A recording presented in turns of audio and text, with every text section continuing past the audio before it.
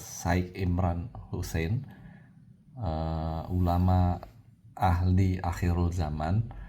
Beliau menyitir suatu hadis yang mengatakan bahwa sebetulnya Nabi Sulaiman itu sudah mendapatkan gambaran dari Allah bahwa singgasana dari kerajaan Nabi Sulaiman tadi yang ada di Yerusalem itu akan diduduki oleh seseorang yang jahat. Nah, orang yang jahat itulah yang dalam perspektifnya Islam itu adalah Dajjal. Jadi Dajjal itu akan berkuasa di Yerusalem. Nah, untuk dia berkuasa di Yerusalem tadi itu, orang Kristen Zionis atau orang Kristen evangelis maupun orang Yahudi yang ada di orang Yahudi yang Zionis itu punya interpretasi harus mendirikan negara Israel Raya dulu. Nah, negara Israel Raya itu dimulai dari napak tilas di tempat kelahiran Nabi Ibrahim yang beliau itu merantau sampai ke Sina dan merantau sampai ke daerah Arab Saudi.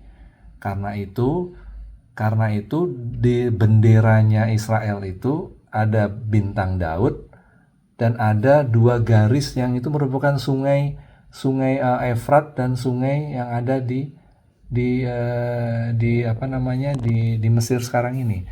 Jadi Israel Raya tadi akan meliputi sebagian Irak sampai ke Suriah, sampai ke daerah Syam, sampai ke daerah Sinai ini, sampai menuju ke daerah Arab Saudi, sebagian Arab Saudi. Ini harus menjadi Israel Raya. Baru Dajjal itu akan berada di Yerusalem. Nah, selama ini negara-negara Arab ini, geopolitik zaman sekarang ini, serentak negara-negara Arab tuh berpikiran mereka yang dianggap musuh itu adalah Iran. Padahal mereka baru sadar sekarang ini setelah Suriah ini jatuh, setelah Hizbullah itu mulai kena, lalu setelah Yaman itu mulai hancur-hancuran gitu, langsung sekarang fokusnya dari Israel itu langsung ke Iran. Makanya negara-negara Turki sekarang ini, negara Arab, Saudi, Qatar itu baru sadar kalau Iran ini jatuh, bagian dia akan dihajar juga. Nah, jadi geopolitik yang ada sekarang ini, mereka mulai menyadari bahwa sebetulnya yang paling berbahaya itu adalah Israel, karena dengan konsep mau mendirikan negara Israel Raya tadi, ya negara-negara sebelahnya harus patuh sama dia semua. Nah, sekarang narasi yang ada di Israel serentak Suriah ini, di mana Turki sudah mulai menguasai Suriah dengan Jolani dan sebagainya didukung oleh Turki. Sekarang narasi di Israel itu adalah mengatakan Turki ini harus dikerjain lah nih. Ini berbahaya. Turki kena juga. Ya kan kena, karena Israel Raya nanti kalau Suriah ini dikuasai oleh Turki, ya nggak bisa kan, Israel Raya kan harus meliputi Suriah kan. Jadi akan caplok lagi seperti itu. Nah, makanya Turki sekarang gimana caranya agar Iran ini nggak diserang sama Amerika. Karena kalau Iran ini jatuh, terjadi balkanisasi di Iran, berarti Iran nggak bisa lagi melawan Israel. Kalau nggak bisa melawan Israel, berarti Suriah ini dengan gampang kan dikuasai oleh Israel. Turki sudah akan kena di sini. Lalu negara-negara seperti Arab Saudi, lawang negara Israel Raya itu adalah sebagian daerah Arab itu akan dihajar sama dia, ya dia akan kena juga. Makanya Arab Saudi, Qatar, Oman, Turki itu semuanya berusaha jangan Iran tuh diserang. Jadi, nah itulah membutuhkan analisa kalau sebagai orang muslim itu harus melihat kepada Al-Maidah 51. Karena nanti akan terjadi aliansi namanya Judeo-Christian Alliance. Judeo-Christian Alliance itu sebetulnya nggak mungkin ada, tapi Allah sudah kasih warning di Quran itu dari 1400 tahun yang lalu. Artinya zaman-zaman dahulu itu orang Kristen tuh berasumsi menginterpretasikan yang menyalib Yesus itu adalah orang Yahudi sebetulnya, bukan orang Romawi. Makanya di film Passion of Christ itu ada di situ. Tapi Allah mengatakan di akhirul zaman nanti itu justru orang Kristen dan sebagian orang Kristen dan sebagian orang Yahudi itu akan berkolaborasi, yang itu yang akan menghancurkan, yaitulah kaum Zionis. Nah, di Al-Maidah 51 itu orang-orang muslim itu dimanapun di seluruh dunia itu kalau dia patuh dengan Al-Maidah 51, dia tidak akan mungkin berada di aliansi dari Zionis tadi. Karena Allah berkata, kalau engkau menjadikan mereka itu adalah wali-wali kamu, teman-teman kamu dibanding yang lain, kamu bagian dari sana. Nah, geopolitik yang sekarang ini yang menginginkan Iran tuh diserang itu adalah Uni Emirat Arab. Uni Emirat Arab ini sudah diomongkan nih para ahli politik geopolitik di Eropa, di Amerika. Kenapa ya? Kita Dia juga paling menginginkan Iran. Dia nggak tahu kenapa kayak gitu ya. Tapi yang dinyatakan oleh ahli geopolitik itu diwawancara di podcast George Galloway itu Arab Saudi, Qatar, Oman, Turki dan sebagainya itu tidak menginginkan terjadi perang dengan Iran. Walaupun jika Amerika itu menyerang dengan Iran, Amerika akan kolaps. Kolaps itu gini, dia udah nggak jadi superpower lagi. Jadi sebetulnya sekarang ini Iran ini menjadi buffer bagi negara-negara Arab terhadap Israel maupun Amerika. Apa karena itu ya keluar isu-isu Syiah sesat? Nah, dulu gini nih, kita kembali ya. Dulu Iran ini kan punya namanya Shah Pahlavi. Shah Pahlavi itu keluarga kerajaan Iran yang itu ada dan muncul di backup oleh Amerika maupun Inggris. Karena Amerika dan Inggris itu mau menguasai resources di Iran, karena Iran ini minyak dan gasnya itu nomor 3 dan nomor 2 di seluruh dunia. Luasnya bagus, macam-macam seperti itu. Nah, Iran itu diambung-ambungkan, maksudnya dilindungi sekali sama Amerika, sama Israel, sama Inggris. Nah, pada saat itu apapun yang dimauin Iran pasti akan diturutin. Nah, pada saat itu Shah Reza itu pergi berhaji pun disambut oleh raja-raja Arab itu, pangeran-pangeran Arab itu.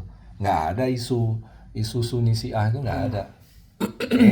Tapi pada saat Iran tahun 79 itu tiba-tiba mendeklarasikan Republik Islam Iran, dia sudah tidak pro lagi kepada Israel dan tidak pro pada Amerika. Dia malah pro kepada Palestina, karena undang-undang dasarnya di Iran itu dia terinspirasi dengan terbunuhnya Imam Hussein di Karbala.